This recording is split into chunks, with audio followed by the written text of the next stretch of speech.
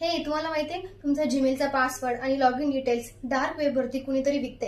Hello guys, I am सुरक्षा सैदी। आज मी तुम्हाला डार्क वेब बद्दल काहीतरी सांगणार आहे। तर डार्क वेब म्हणजे काय, जिथे तुमचा डेटा चोरी होऊ शकते। तर डार्क वेब हे एक इंटरनेटचा एक पार्ट आहे, पण तिथे नॉर्मल गुगल सर्चने तुम्हाला काही भेटत नाही। ते ऍक्सेस करण्यासाठी तुम्हाला वेगळे डिफरंट ब्राउझर यूज करावं लागतं।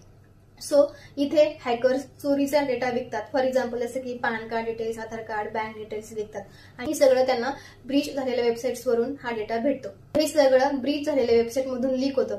तर कसं, फॉर एक्झाम्पल तुम्ही कोणताही unknown shopping application, online gaming application किंवा ट्रेडिंग ऍप्लिकेशन जे फ्री आहेत ते तुम्हाला सांगतात की हे फ्री ऍप्लिकेशन आहे स्टार्टिंगला, आणि नंतर तुम्हाला समजतं की ते फेक ऍप्लिकेशन आहे। पण तुम्ही त्यावरती तर साइन अप केलेलं असतं, तुमचं अकाउंट क्रिएट केलेलं असतं आणि त्यामध्ये तुमचे काही डिटेल्स फिल केलेली असतील। तर हेच ऍप्लिकेशन्स किंवा वेबसाईट नंतर ब्रीच होतात आणि त्यातून हॅकर्सला तुमचं सेन्सिटिव्ह इन्फॉर्मेशन मिळतं आणि डार्क वेबवरती ते डेटा तुमचा सेन्सिटिव्ह इन्फॉर्मेशन विकतात। सो यासाठी तुम्हाला सिंपल सिक्युरिटी मेजर्स जर तुम्ही फॉलो केला तर तुमचा डेटा ब्रीच होण्याचे चान्सेस खूप कमी असू शकतात। फॉर एक्झाम्पल तुम्ही तुमच्या जीमेल अकाउंट्स, प्रत्येक अकाउंटचे 2 फॅक्टर ऑथेंटिकेशन ऑन करा।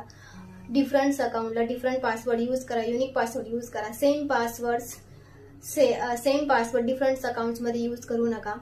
थर्ड, कोणतेही ऍप इन्स्टॉल करण्या अगोदर त्याबद्दल रिव्ह्यू बघा आणि नेहमी ऍप प्ले स्टोर किंवा ऍप स्टोर वरतून डाउनलोड करा। कोणतेही अननोन जे ऍप तुम्हाला सांगता येईल स्टार्टिंगला की फ्री आहे आणि नंतर तेच ऍप फेक ऍप म्हणून तुम्हाला समजते।